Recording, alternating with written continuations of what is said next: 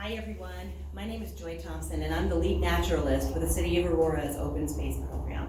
When we look at the night skies, we often see these groups of stars that people call constellations. And somewhere along the lines, we've heard that there are stories that come into these constellations and that tell us how they came to be and what they're supposed to be shaped like.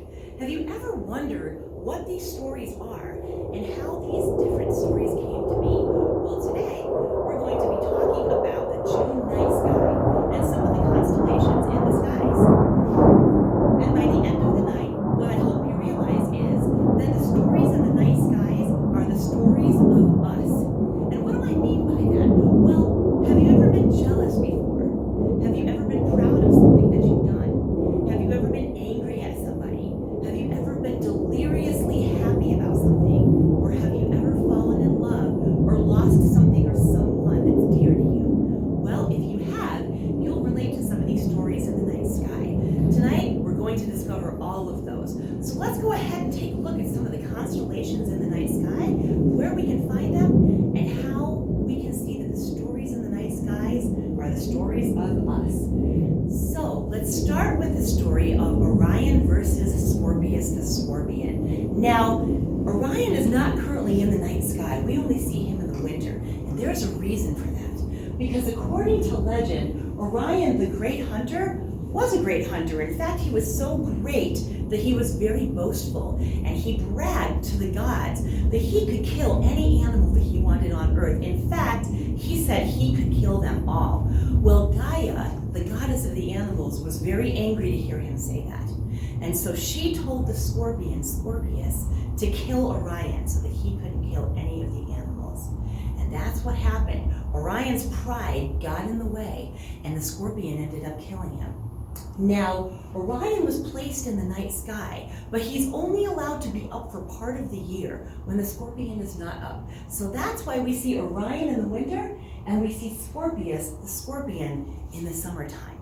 Now, right here on the belly of the scorpion, we see the star Antares, and that is the brightest star in the constellation Scorpius. That is the heart of the scorpion, and we see that in the night sky.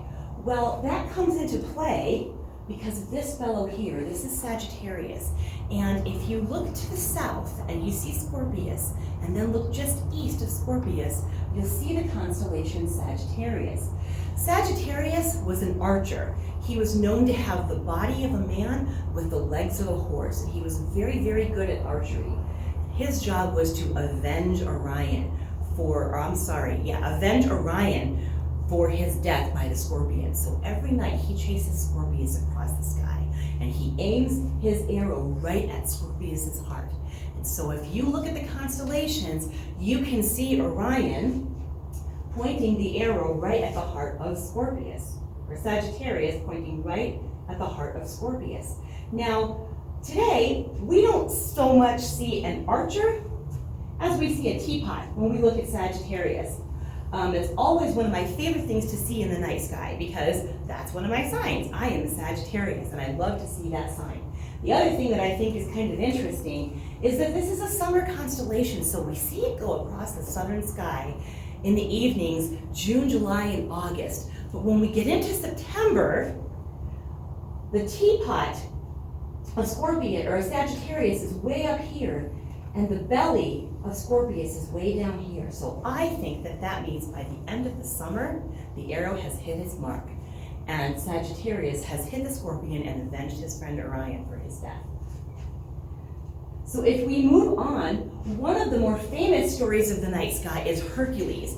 And talk about somebody who had a pretty incredible reputation. Talk about strength and having to persevere during a hard life. That's the story of Hercules. Hercules was born half man, half god. He was the son of the god Zeus and the son of a human woman named Alcmene. And the thing about Zeus, his father, is that he was a rather playful fellow when it came to the ladies. And he had a tendency to take a lot of human women and therefore have a lot of half-human children. Well, his wife Hera was not that fond of that. So Hera was very jealous of Hercules throughout his life. And from the moment he was born, Hera tried to do him in. One of the things she even tried to do was to put snakes in his crib, but being half god, Hercules was able to kill those snakes right off.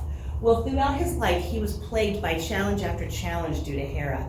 And one of the more famous ones are the 12 labors that Hercules was forced to perform in order to stay alive. And those were some pretty tall orders. They included having to kill the Nemean lion, which could not be killed by any human weapons, and trying to slay the Hydra, which had 9 venomous heads. Well, Hercules was able to do all of them, and so Hera left him alone for a while, but not for too long. In fact, Hera tricked his wife into killing Hercules with a poisonous shirt. And after that, Zeus brought him into the night sky to honor him for all the bravery that he showed throughout his life, all the challenges that he overcame, and the fact that he did it all knowing that he was kind of marked by Hera. So if you've ever had to go through challenge after challenge after challenge in your life, you can understand the story of Hercules because it's the story of you. Now, if we move on to one of my favorite summer stories, this is the story of Vega and Altair. In the summertime, right about this time of year actually, as you go outside, if you point straight up like this, you'll be pointing at the star Vega. And you should try it sometime. It's pretty easy to do. Vega is one of the stars in what we call the summer triangle. The stars in the triangle are Vega, Deneb, and Altair. Vega is by far the brightest, and it's the brightest star in the constellation Lyra, which is named after the lyre of the gods. The lyre not being a human that can't tell the truth, but being a small harp that played such beautiful music that the gods put it in the sky so everyone could hear and could see. Altair is the brightest star in the constellation Aquila, which is the eagle that was Zeus's pet. But the story that I love the most about these two stars is actually a story that comes to us from Asia. It's the story of one of the goddesses who fell in love with a human man, a mere peasant. And because she was a goddess and he was human, they couldn't be together. So in the night sky, these two stars are never together.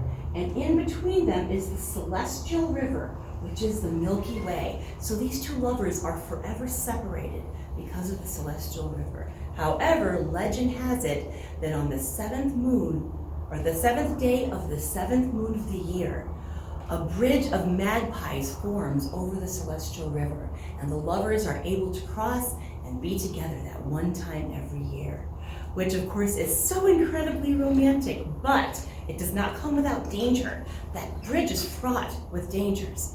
And oftentimes the two are not able to cross and meet each other. And when that happens, the tears of the goddess rain down. And so if it rains the 7th night of the 7th moon of the year, you'll know that it's because the goddess was not able to see her lover, and she is crying. Last but never least is one of the constellations that we see all year, 2 of the constellations actually.